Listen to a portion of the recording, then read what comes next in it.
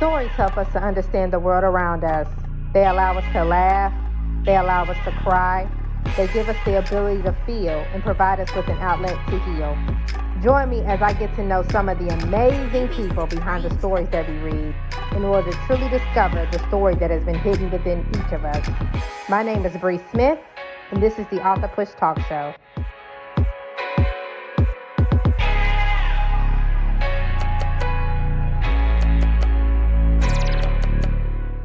Welcome to the AuthorPush Talkshow. I am your host, Bree Smith, and today I have a special treat for you. I actually have a Black oral historian, at least that's what I like to think of him as, on the show today.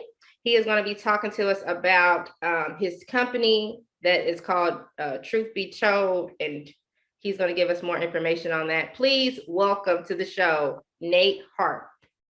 Thank you so much, Nate, for being here today. Thanks for having us. We appreciate it. Yes, no problem. So can you tell the viewers just a little bit more about yourself? Okay, so I call myself a history geek. I love history. I've always loved anything that has to do with the past and history.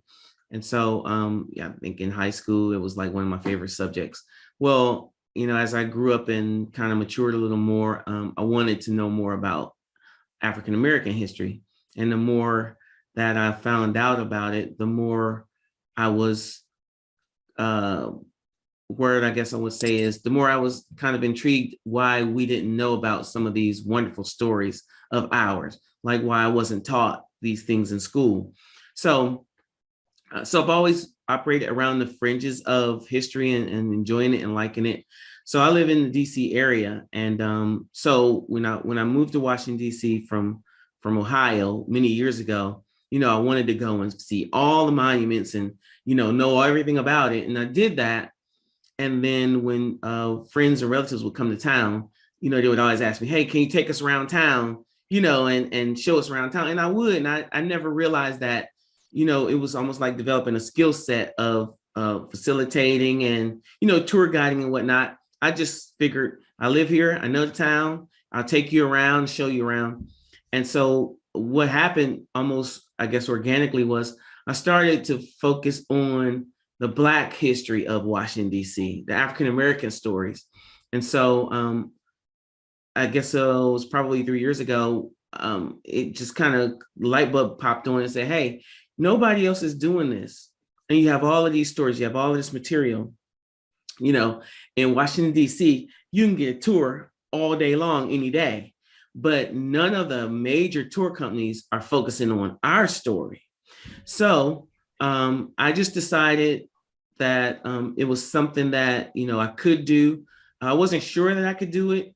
And so I just started to kind of, how you start to turn it over in your mind, can I do this? Should I do it? That kind of thing.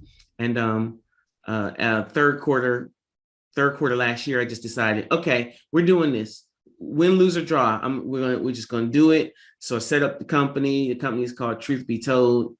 And we started, January 1 this year, and we're off and running.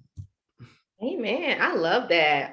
Because you're right. I'm not gonna lie. I know growing up, you told us a little bit about stories. I mean, you hear a little bit about the Harriet Tubmans, the Sojourner Truths, Martin Luther King, but they really don't tell us other powerful stories. That's stuff that you actually either have to research on your own. I mean, in college, of course, I had Pan-African studies, so they taught us a little bit in there. But yeah, I love this. I think this is something major that we do need, because a lot of times, our history is kept with our, it's kept with our ancestors, like our great-great-grandparents. Yes. And a lot of times because of trauma and stuff that happened, they're like, okay, we don't want to talk about that. Yeah, yes. That happened. We ain't gonna talk about that. Like my grandma, she's 90 years old, which is a blessing. But I know I can't go to her and be like, Grandma, can you tell me how it was? During segregation times, when you had to, yes. So she'd be looking at me like, I ain't talking about that, So yeah. I love this right here. I think this is something very powerful. So can you dive a little bit more into your company and just your mission and things like that? Yes. So Truth Be Told, we started January 1. And so I was, crossing all the T's and dotting all the I's, make sure that we were, had all of our, paperwork and everything in order, because you want people to take you seriously. So we present like a tour company, and that's fine. But I always say touring is a byproduct of the reason why we exist. Our mission simply is to make sure that African-American history is not lost. So our tagline is, we want to make sure that our history is not forgotten, and not forgotten is thus not lost. Because all you really need is 2 generations of not telling your story, and it starts to fade. So starting with the district DMV, District Maryland, Virginia area, I just started to pull out little known stories, and I was wondering what I could do with them. So at the beginning of the year, what I did was I started making short YouTube videos, 15, 20-minute long. Hey, did you know about this? Have you heard about that? Did you ever, were you ever taught about this? And so, I'm developing or adding to a YouTube channel now, all of these videos so people can go back and watch them. That kind of led to engaging with organizations. So what we want to do, my long range vision for Truth Be Told, is that almost like a franchise model, because our stories are in our communities, and the people in the communities know the stories. So what I'm doing in the DMV right now, you could replicate anywhere. So my first foray into that was just to go back to where I was from. So I'm from Cleveland, Ohio. So I was there maybe a month ago, and figured while I was in town, I would, do the same thing I've been doing in the DMV, which is going around and discovering all these little known stories. And I was appalled by how much Black history in Cleveland I had never heard, right? So I'm currently compiling those stories, and I'll, again, make, short YouTube videos. I try to keep my videos 20 minutes or less, get someone's attention, pique their interest, teach them a little bit, and then, hopefully wet their whistle to come back and learn more. So I'm working on, Cleveland, Ohio now, and then, wherever else, I have some material from Montgomery, Alabama, and some other places. So, for example, today I have, in Truth Be Told, has a tour that we take out to the Eastern Shore of Maryland, where Harriet Tubman was born, her birthplace, the general store where she was injured, and her museum are all out in Church Creek, Maryland. The Eastern Shore hasn't changed very much in 100 years. So with that, I offer a 1-mile hike through the Tuckahoe State Forest, which is not too far from where she grew up, just so people could get an idea of the terrain that she had to traverse her 13 trips back and forth from the Eastern Shore of Maryland north. So that's actually a part of the Underground Railroad, like the hike almost, or? Yeah, so since we don't know what routes she took, but we do know that she had to traverse the Eastern Shore of Maryland. So the hike that I have, which is in a place called Atkins Arboretum, it shows you the creeks and the streams, the things that she would have had to navigate. Wow. So we have that tour. We have a tour I call Discover Black DC, which is a 1-day tour all around DC, all about the little known things in Washington, DC that people who even live in DC never heard about. Like, for example, people may know or have heard of Freedom Plaza, which is in DC on Pennsylvania Avenue, but people don't know first of all, Freedom Plaza was named Freedom Plaza in honor of Reverend Dr. King. It used to be named Western Plaza. They renamed it in his honor, and they buried a time capsule under it. In that time capsule is one of his Bibles, one of his robes, and some other artifacts. If people knew that, a lot of the shenanigans at Freedom Plaza probably wouldn't go on, So, it's all of those little known things. So that's a 1-day tour around the District of Columbia. And then the other offering that we have, at least right now, is a 2-hour walking tour of the Shaw neighborhood in DC. Okay. So Shaw is a historically Black neighborhood in DC. In fact, it's the first place where we could live freely in the district. So it's a 2-hour walking tour, and I developed it because, we're coming out of COVID, whatever that is, and people are still a little shy about getting on a bus with people they don't know. So this is all outside in the open. It's about 2 miles. It's an easy 2-hour walk, and it's almost like a softball pitch home run. You walk through the Shaw neighborhood, and you will run into Black history with your eyes closed, right?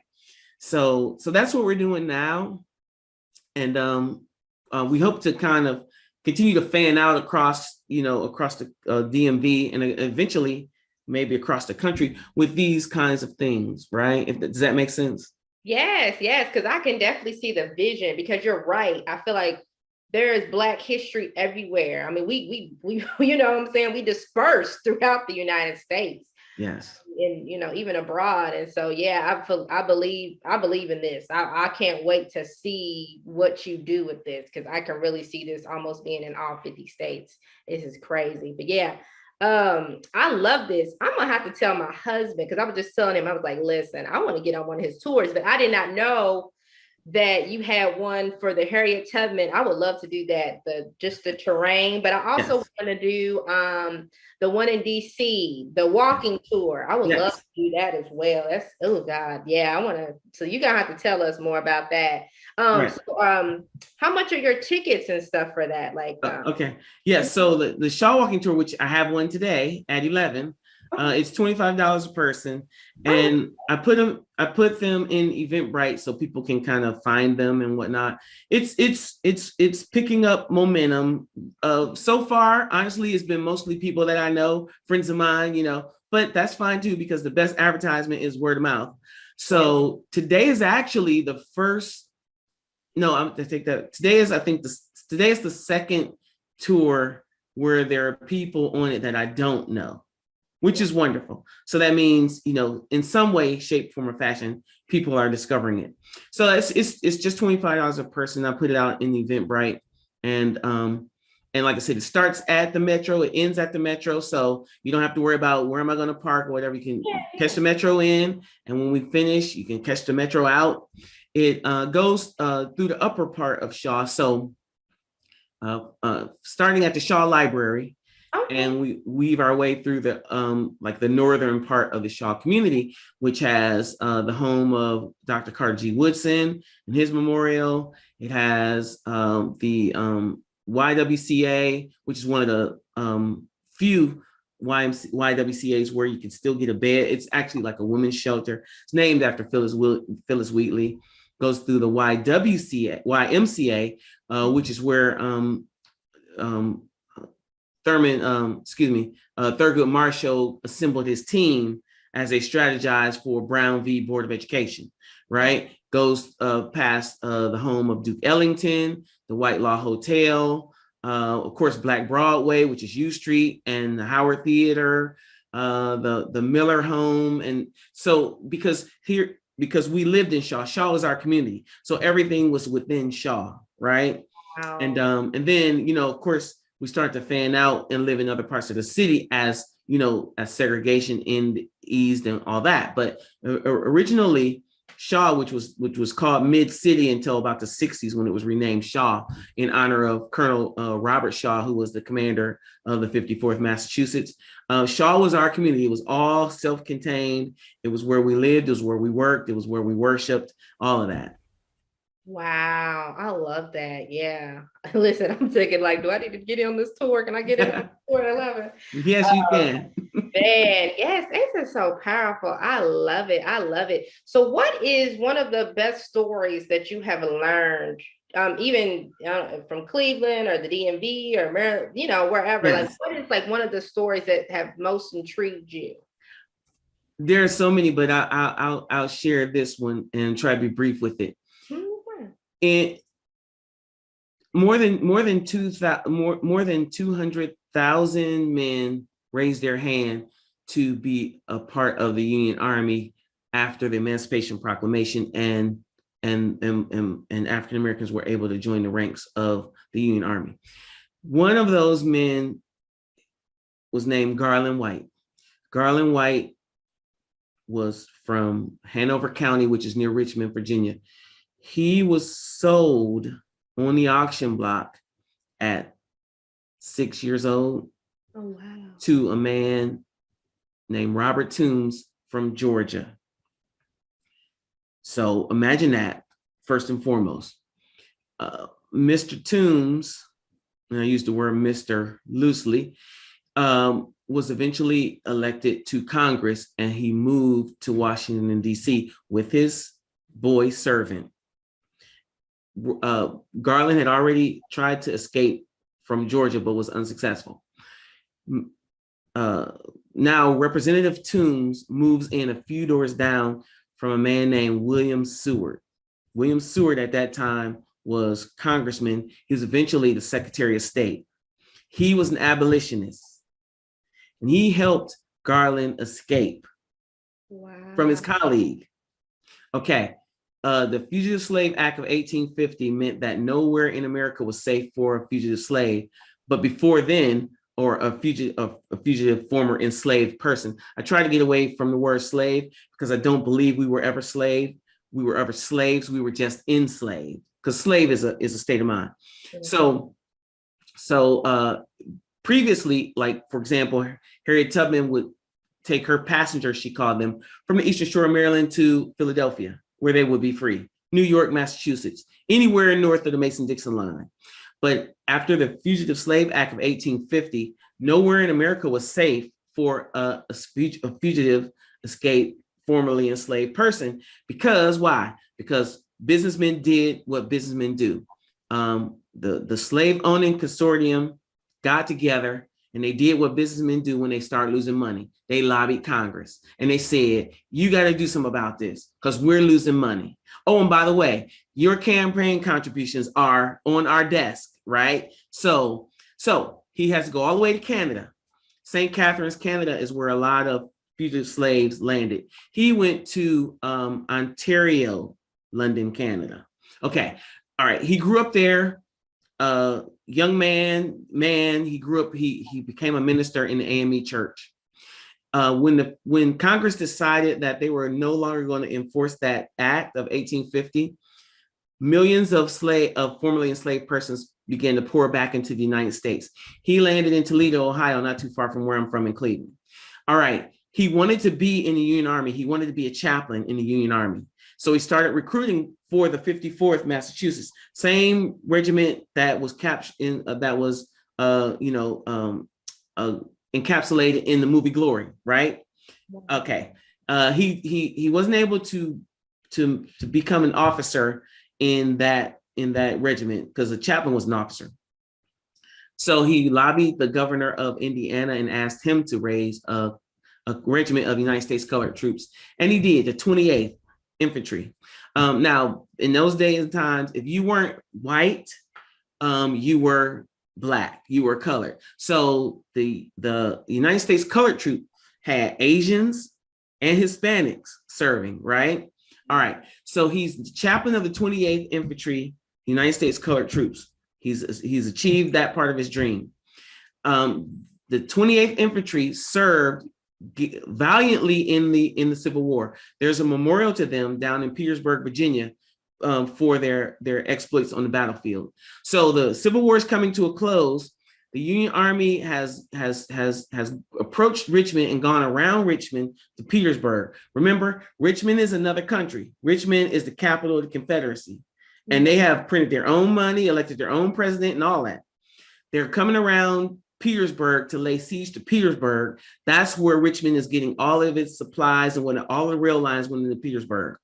When it went south, General Lee went to then president of the Confederacy, Jeff Davis, and said, you need to get out of town because if you don't, you won't be able to get out of town. The Union Army is coming. It's over. So the then president of the other country, Jeff Davis and his cabinet, they left Richmond, and the Union Army surrounded Petersburg. They took Richmond. So now Richmond is the capital of this other country, this other slave-wanting country. Right. The 28th Infantry and probably 30,000 other United States colored troops marched into Richmond, Virginia, and took the capital of the Confederacy. Garland White was there in that exploit. Now imagine he's marching back in, Right. armed to the teeth, with 20,000 of his buds to the same place that he was sold in Richmond. My God. So they liberate Richmond. It's like celebrations breaking out everywhere. All these Union troops, there are these things called slave pens, mm-hmm. where enslaved persons were be kept until they were sold, until they were moved on, or whatever. Washington D.C. had them. There was slave pen, the most famous one, right on 7th and Independence Avenue, believe it or not, where the FAA building is now, was the William Slave Pen. Wow. And it was nondescript because they were ashamed that they had slavery in Washington, D.C. So looking at it, you couldn't even tell what it was. But anyway, so the slave pens in Richmond, Virginia were flung open. All of these enslaved persons are now free. So you got formerly enslaved persons in the streets celebrating. All of these United States colored troops, Union Army troops celebrating. Garland was asked to give a speech on Broad Street in Richmond. I'm trying to get in his headspace because this is the same place where he was sold into slavery, or not into slavery. He was born enslaved, but same place where he was sold. Yeah. He gave a speech because his power of oratory was just that good. And we know this because he was a prolific writer. He kept a memoir. He was always writing to some paper, some about some issue. So that's why we know all this. Okay, I'm wrap up. So he gave a speech because he asked him to give a speech. Then the president showed up. Now, so you have the great emancipator, Abraham Lincoln. He shows up, and you have all of these people celebrating the rich streets of downtown Richmond. It's a lot more to this, but I'm gonna just summarize it. When the slave pens were opened up, there's a lady named Nancy coming out of one of those slave pens. She's looking for her son. His name is Garland. And she found him. And she hasn't seen him since he was 6 years old. Like, that could be a Hollywood movie script. I don't know why it's not. So, these kinds of stories are like everywhere. And so they were reunited. And like I said, we only know this because he was a prolific writer and he captured all of this in his own hand. And you can find it on the internet, his writings, his letters and whatnot. So that's one of the little known stories that we need to preserve. Yeah. Yes. Man, listen, somebody need to get that to Denzel. He needed to yeah. You know what I mean? Like, real talk. That is powerful. I love it. I love it. That is so good. Oh my gosh, that is so good. Man, this is powerful. Look, y'all, I'm just gonna tell y'all need to get on one of these tours. I'm telling y'all, I'm tempted today to go on a tour myself. But yes, thank you so much, Nate, for coming on today. How can we connect with you? Yeah. So tell the people how to connect with you. And I know you say you get tickets on Eventbrite, but you can go ahead and tell them how to do that too. Right. So our website, which is truth2betold.com, it's how you get everywhere else. That has links to our Facebook and Instagram and our YouTube channel, which is where all our videos are. I think I'm up to maybe 30 videos right now. So if you go to truth2betold.com, you can find us there. You can get my email and phone number, multiple ways to contact us in that way. All the tours that we offer are there. And we also offer like bespoke tours. So for example, just a week or so ago, a friend of mine said, hey, my family's in town, for a couple of days. Can you show us around? And so I said, sure, because so I gave them the Shaw walking tour. That wasn't an Eventbrite, but I just did it because they were there and right. So, we will do literally whatever we can do to help preserve our history, because all you have to do is spark 2 or 3 people and they'll carry it forward. Right. So I would say start with our Facebook page. With our website, which will give you connections to everything else. And I can certainly share that with you so your viewers can see it. And that's the best way to connect with us. Okay. And is there anybody you'd like to shout out today or anything like that?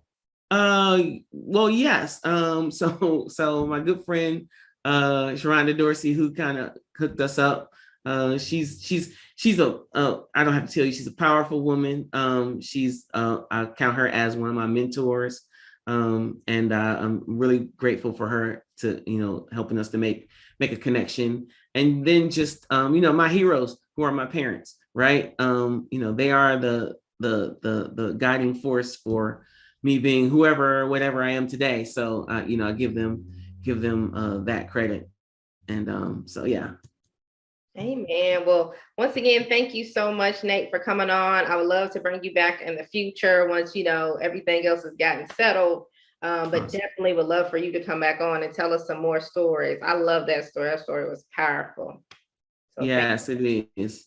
So Garland White, he's buried at Arlington National Cemetery. So it was hard to find him, but there's a lot of people out there. But once I I just wanted to find his gravesite since it was so close. But yeah, there's so many stories out there like that. Amen. Amen. Well, thank you guys so much for watching us today. If you would like to come on the AuthorPush Talk Show, I would love to have you. Please connect with me at breesmithglobal.com, or you can go and check me out on my email, breesmithglobal@gmail.com. Feel free to find me on Instagram. I am Bree Smith Official, or you can add me on Facebook at Bree Smith. Once again, thank you guys so much. And until next time, see you guys later. Bye. Thank you so much for having us.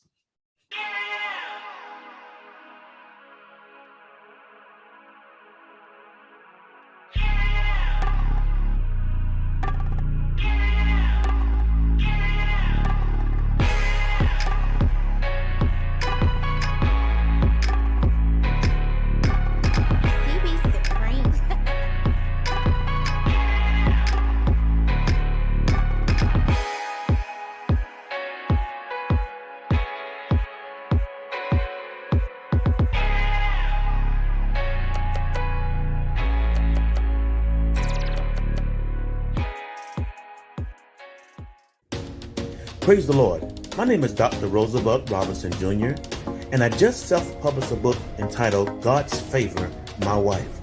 This book was prophesied by my apostle many years ago that said, I will write this book and it will bless many. I want you to go pick you up a copy. This book will inspire you, encourage you, and bless your soul.